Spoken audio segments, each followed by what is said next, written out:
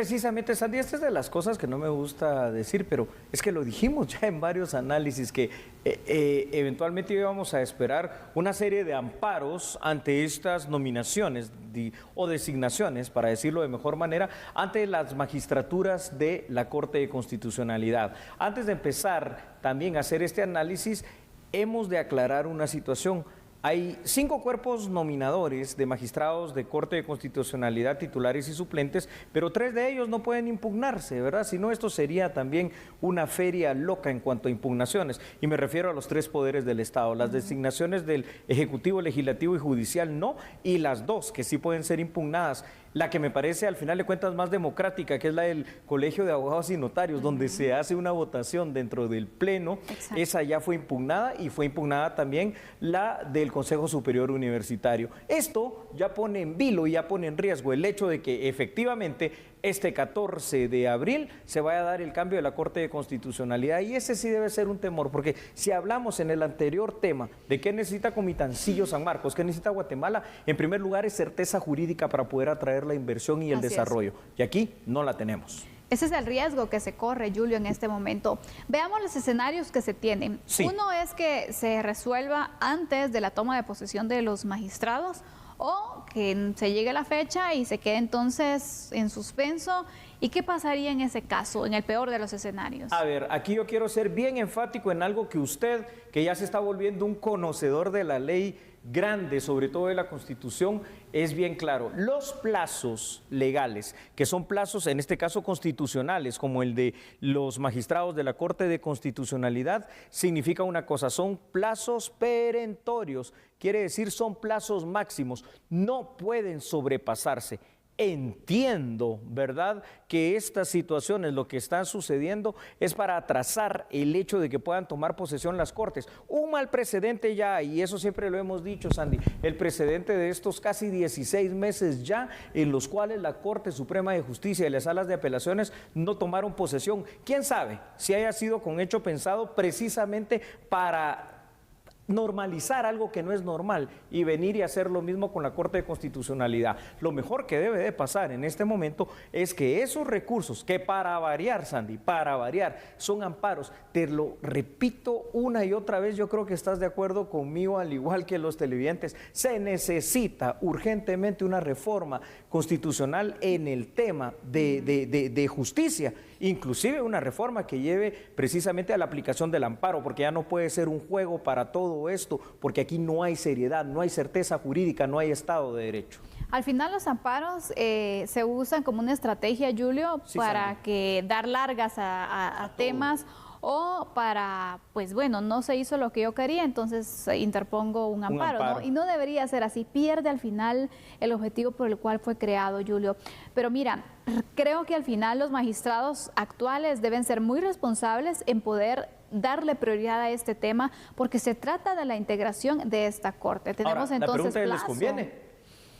Es que al final, Julio, yo creo que la población se va cansando y aunque vayan haciendo su voluntad, yo creo que en un momento la población también va a manifestar entonces su inconformidad, ¿no? Bravo, Sandy. Aquí no es de que convenga o no convenga, aquí es cuestión de ley, es cuestión legal. Así que a tener resoluciones apegadas a derecho y no a intereses de todo tipo. Vamos con datos, ¿te parece, Sandy? Vamos. Muy bien, por favor, ahí los tiene usted en pantalla. Y es que escuche lo siguiente: los 5 cuerpos electorales y nominadores de magistrados titulares y suplentes a la Corte de Constitucionalidad ya han hecho sus designaciones para ello. Estos son la Universidad de San Carlos de Guatemala, el Colegio de Abogados y Notarios, la Corte Suprema de Justicia, el Congreso de la República y el Ejecutivo, Sandy. La próxima Corte de Constitucionalidad, al menos en la teoría, porque aquí en Guatemala ya no se sabe, tomará posesión el 14 de abril del presente año para cumplir con su periodo constitucional 2021-2026. Recalco esto, periodo constitucional.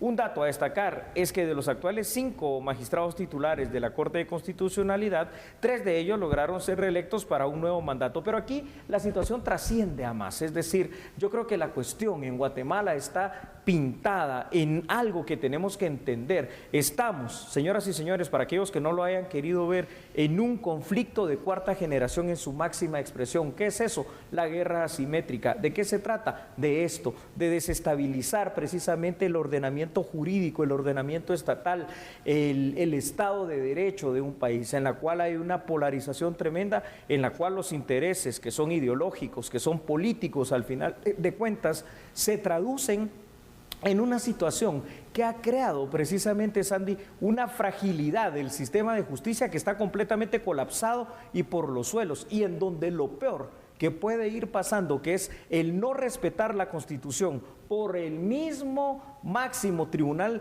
que está orientado a hacer lo que es la Corte de Constitucionalidad y que ha incidido con sus resoluciones en que no haya un recambio también amparado en plazos constitucionales de la Corte Suprema, que de Suprema solo tiene el nombre porque ya se le quitó lo Suprema a la Corte de Constitucionalidad.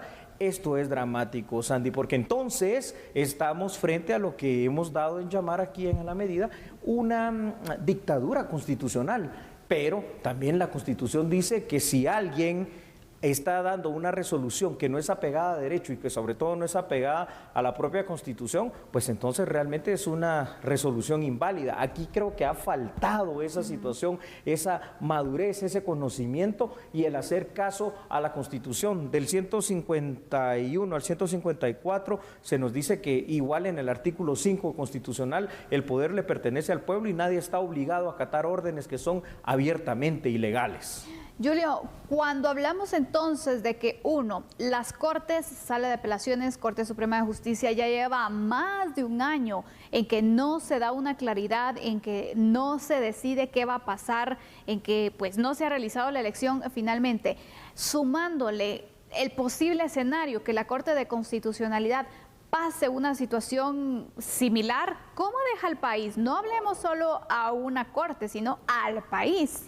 Bueno, yo te diría que nos deja primero en un gran ridículo, aunque no lo querramos ver aquí a nivel nacional, a nivel mundial, pero por sobre todo fuera de eso, ¿verdad? Nos deja en un estado de situación y de vulnerabilidad ante el Estado de Derecho que está roto, ante la Constitución que está violentada y ante las leyes de nuestro país que no se cumplen. Vamos con más datos. Adelante. Por favor, entonces, ahí los tiene nuestra producción para que usted los vea y sigamos con el análisis.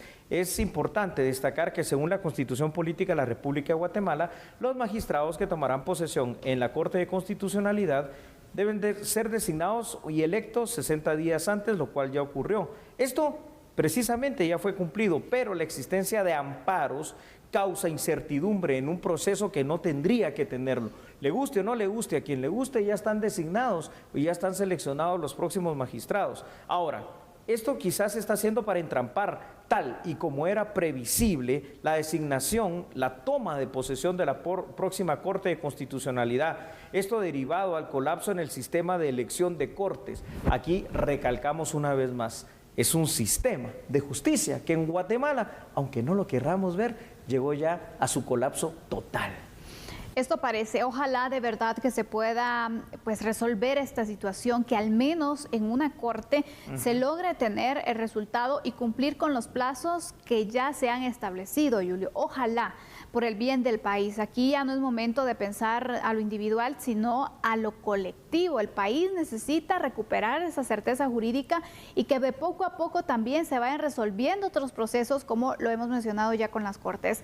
Así es que esperamos y hacemos el llamado de verdad a los magistrados de la Corte de Constitucionalidad para que le den prioridad a este asunto, puedan resolver los amparos y que den pues posesión a quienes han sido electos por los diferentes órganos o en este caso entidades que tienen la facultad de hacerlo. En otras ocasiones, y ya para concluir, los magistrados de la Corte de Constitucionalidad en horas han resuelto estos amparos. Hoy no tienen excusa para no hacerlo, sobre todo que se trata de cumplir con el recambio constitucional de esta Corte de Constitucionalidad. Es más, lo dijimos ya, 3 de los actuales magistrados van a ser reelectos, así que esto es prioridad. Pero bueno, ahí lo tenemos. Concluimos este tema y el que viene a continuación de la pausa, hombre, se vuelve dramático, Sandy. Así es, la situación del COVID-19, cómo está en el país, está crítico el tema hospitalario, lo vamos a estar analizando después de la pausa. Así es, así que si usted está planificando su Semana Santa, primero escuche este tema y después veamos qué planes tiene. No cambie porque nosotros somos a la medida.